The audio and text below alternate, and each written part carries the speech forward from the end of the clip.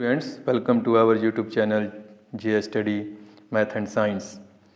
इस वीडियो में हम क्लास 10th का जो एक सैम्पल पेपर आया है नया CBSE की तरफ से वो सैम्पल पेपर आया हुआ है, उस सैम्पल पेपर का एक केस बेस्ड स्टडी क्वेश्चन है जो कि आपके chapter surface area and volume से है। तो क्वेश्चन में क्या है, देरी ना करते हम सीधा क्वेश्चन पे आते हैं। देखते हैं क्या है। Metallic silos are used by farmer for storing grains. Silos जो होते हैं वो क्या होते हैं, ग्रेन्स अनाज को स्टोर करने के लिए एक कंटेनर होते हैं, ठीक है ना, कंटेनर होते हैं। तो ये आपने देखे होंगे कि कुछ साल पहले अडानी की तरफ से ये साइलोज खोले गए हैं हर जगह पे। तो उनमें आप देखोगे जो बड़े बड़े कंटेनर लगाए गए हैं उनको साइलोज बोलते हैं। वहाँ पे अनाज को क्या किया जाता है, स्टोर किया जाता है। तो इसी तरह का एक किसान है जिसके पास कुछ साइलोज हैं इस तरह से अनाज को स्टोर करने के लिए। तो farmer Girdhar has decided to build a new metallic silo to store his harvested grain. जो उसने अनाज उसके पास है, पका हुआ अनाज है जो जिसको उसने काटा है, उसको स्टोर करने के लिए एक नया मेटेलिक साइलो बनाना चाहता है। It is in the shape of a cylinder mounted by a cone. तो जो इसकी शेप है वो इस तरह से है। देखिए सिलेंडर के ऊपर एक कोन बनेगा इस तरह से। देखो लिखा है ना कि सिलेंडर है और माउंटेड बाय ए कोन, तो इस तरह से बनेगा। नीचे का पार्ट जो होगा क्या होगा, इसमें सिलेंडर हो जाएगा ये इस तरह से। तो इसमें आप आगे देखते हैं क्या, dimension of the conical part of silo as follows. देखो तो कैसे लिखा हुआ है कि जो कॉनिकल पार्ट है इसका, उसके जो डिमेंशंस हैं वो इस तरह से दिया गया है नीचे। रेडियस ऑफ बेस 1.5, तो जो इसका ये रेडियस होगा वो कितना है 1.5, और जो हाइट है वो कितनी दी हुई है 2 मीटर। तो ये हाइट तो है हमारे पास 2 मीटर और जो ये रेडियस है ये कितना है 1.5 मीटर। क्लियर हुआ।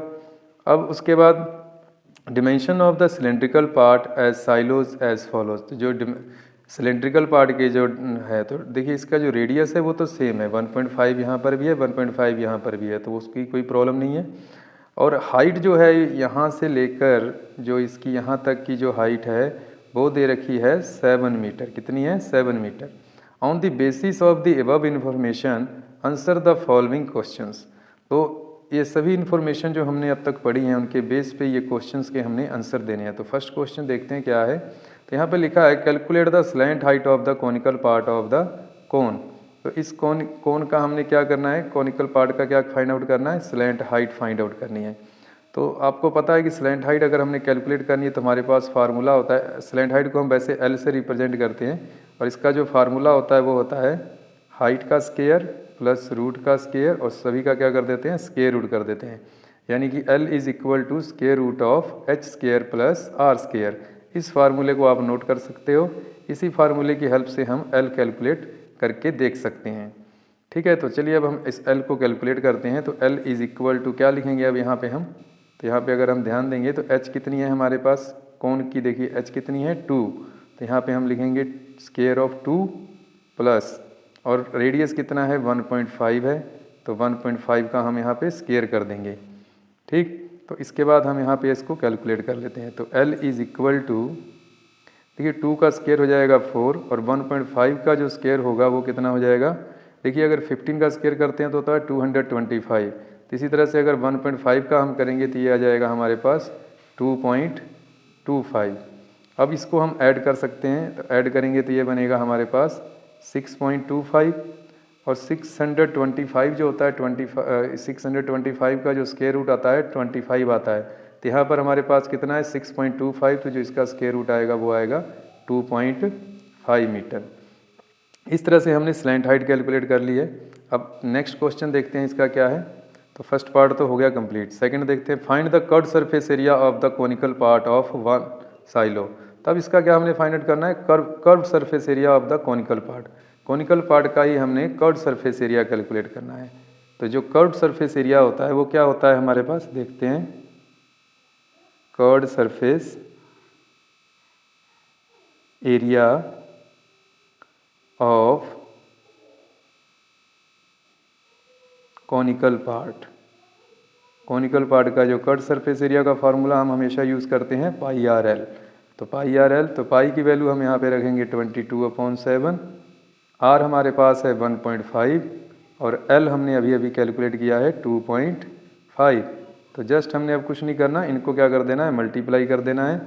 तो 22 को मल्टीप्लाई करेंगे 1.5 से और फिर जो आएगा उसको करेंगे 2.5 से और 7 से हमने कर देना है इसको डिवाइड। तो चलिए हम कैलकुलेशन कर लेते हैं इसकी कितनी आएगी। तो जो मल्टीप्लाई करके हमारे पास आएगा वो आएगा 82.7 समथिंग आएगा और इसको हमने कितने से डिवाइड कर देना है, 7 से डिवाइड कर देना है। तो जो मल्टीप्लाई करेंगे, मल्टीप्लाई करने के बाद हमें क्या मिला है 82.7, सॉरी 82.7 नहीं है 82.5 आएगा यहाँ पे 82.5। अब इसको हमने डिवाइड कर देना है। तो अगर हम इसको डिवाइड करेंगे तो हमारे पास आएगा कितना 11.78 मीटर स्क्वायर। अप्रोक्सीमेट आंसर है ये, एग्जैक्ट नहीं हम इसको बोल सकते क्योंकि डेसिमल में आएगा कुछ, तो ये अप्रोक्सीमेट होता है तो मोस्टली इतना ही आएगा 11.78। तो इसको आपने ध्यान में रखना है कि 11 कितना आएगा 78 आएगा। तो आई होप यहाँ तक आपको अच्छी तरह से समझ आ गया होगा। अब चलते हैं इसके नेक्स्ट क्वेश्चन पे। तो जो देखिए यहाँ पे नेक्स्ट क्वेश्चन है उसमें पूछा गया है कि find the cost of metal sheet use to make the curved cylindrical part of one silo at the rate of 2000 per metre square. अब ये इसने यहाँ पे क्या कह दिया है कि find the cost of metal sheet use to make the curved cylindrical part. तो ये सिलेंड्रिकल पार्ट को बनाने के लिए, ठीक है ना, कर्ड सिलेंड्रिकल पार्ट को बनाने के लिए, एक साइलो को बनाने के लिए 2000 रुपीज़ पर मीटर स्क्वायर की कॉस्ट आती है। तो कितनी कॉस्ट आई होगी एक साइलो का सिलेंड्रिकल कर्ड पार्ट को बनाने के लिए।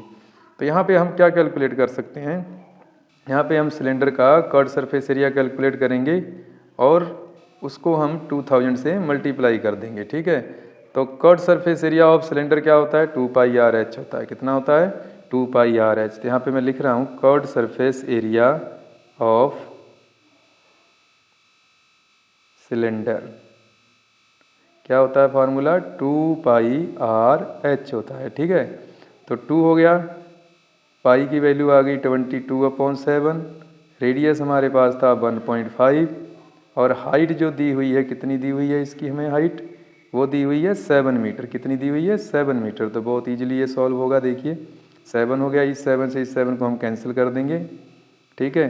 2 को अगर हम 1.5 से अगर मल्टीप्लाई करते हैं तो हमें कितना मिलेगा 3 मिलेगा, ठीक है ना। 1.5 को अगर हम 2 से मल्टीप्लाई करेंगे तो 3 और इसको अगर हम मल्टीप्लाई करते हैं 66 मीटर स्क्वायर हो जाएगा, ठीक है। अब यहाँ पे 1 मीटर स्क्वायर की जो कॉस्ट दी हुई है वो कितनी दी हुई है 2000 रुपीज़ दी हुई है। कितनी दी हुई है 2000 रुपीज़।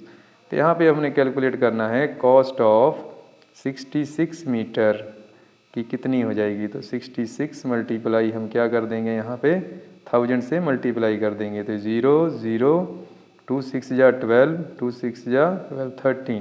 तो 13 कितना आ गया 1,32,000 रुपीज़ इसकी टोटल कॉस्ट आएगी सिर्फ उसके सिलेंड्रिकल पार्ट को बनाने के लिए, ठीक। इसके बाद हम कैलकुलेट करते हैं इसमें इसका जो ऑप्शनल क्वेश्चन है, find the total capacity of one silo store grains. Grains को स्टोर करने की कितनी कैपेसिटी है। तो इसमें हम क्या कैलकुलेट करेंगे, अगर कैपेसिटी पूछता है तो हम इसमें कैलकुलेट करते हैं वॉल्यूम। और ये पार्ट आप खुद कर सकते हो। वॉल्यूम ऑफ सिलेंडर क्या होता है, वो होता है πr²h। तो ये काम मैंने आपके लिए छोड़ दिया है। अगर आपसे ये पार्ट सॉल्व नहीं होता है तो कमेंट बॉक्स में कमेंट कर देना। इस क्वेश्चन की वीडियो भी मैं आपको प्रोवाइड कर दूंगा या इसका सोल्यूशन प्रोवाइड कर दिया जाएगा।